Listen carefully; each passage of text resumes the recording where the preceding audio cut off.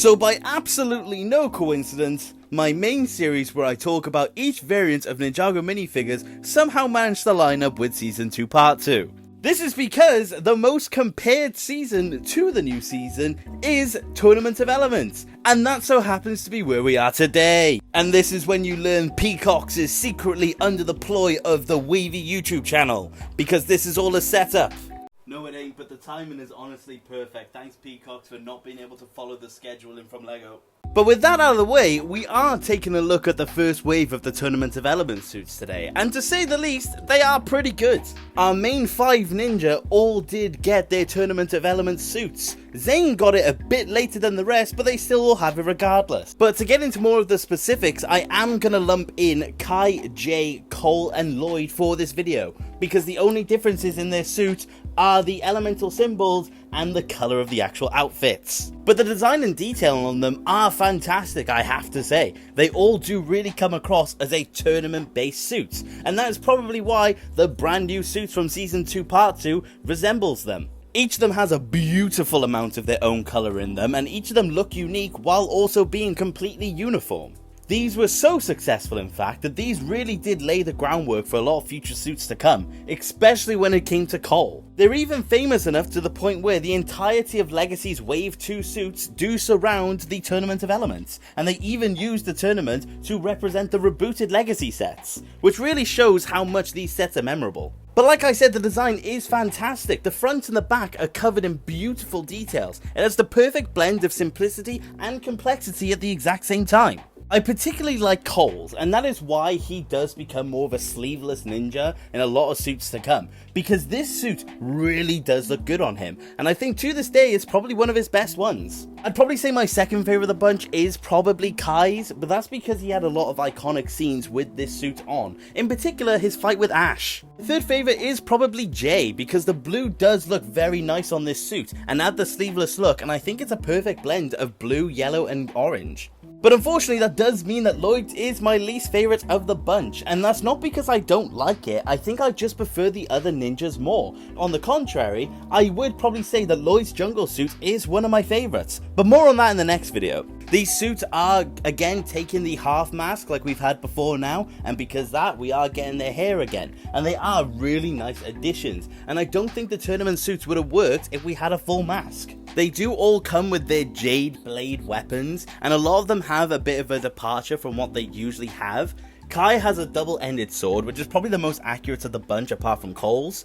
Jay has this weird jade blade staff, don't really understand it. Cole does just have a scythe, which is quite cool looking, I have to say. And Lloyd essentially has what Jay's Wildbrain era weapon is. I don't remember the name of it specifically, but let me know in the comments what it actually is. But these are some really cool weapons, don't get me wrong. I just wish that Zane had one that we could have given him. But for now, the 4 that we do have are really nice to see. But that about does it for the main 4. I have to say, it feels a bit brief to talk about 4 minifigures like this, but overall that is the most of what I have to say about them. But moving on, we are going to go to Zane. This version of Zane actually came out in 2016 in a 4-pack with Samurai X and 2 Sky Pirates, which is so nice. I love when LEGO actually go back and give us all designs in minifigure form.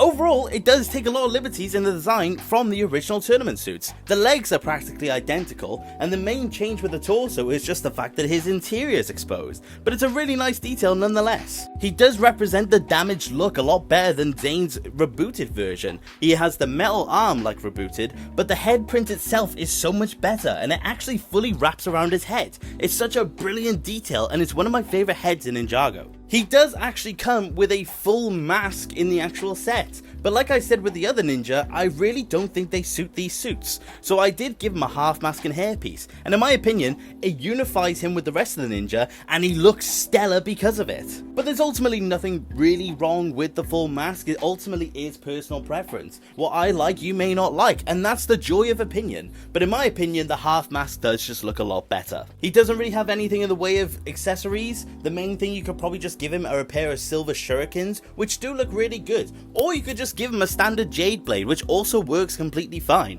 But overall, you could probably just give him no weapon and he still looks great with just his regular ice effects. But that's all I really have to say about Zane. So if we're gonna move on, we are going to go to Nia. And this is her kabuki design, and it comes in the 2018 Bricktober pack, and I am not gonna review it. Like I said in my previous video, or if you're not aware, for 500 subscribers, if I get there, I will review either the 2018 Bricktober pack or the Legacy Menasor from Transformers. So until then, you're gonna have to wait on my opinions on Kabuki Nia. But that actually covers all of the ninja for this episode, because next episode is going to be where I review the Tournament of Elements Garmadon and the Skylar, so you're going to have to stay tuned for a relatively big episode next time round. But overall, I do think this is one of the best lines of Ninjago minifigures we've had so far, and I really do recommend these guys if you want to get your hands on some amazing suits. Obviously not including Kabuki Nia in this, they're all actually relatively cheap. The most expensive of the bunch is Zane, and he's not actually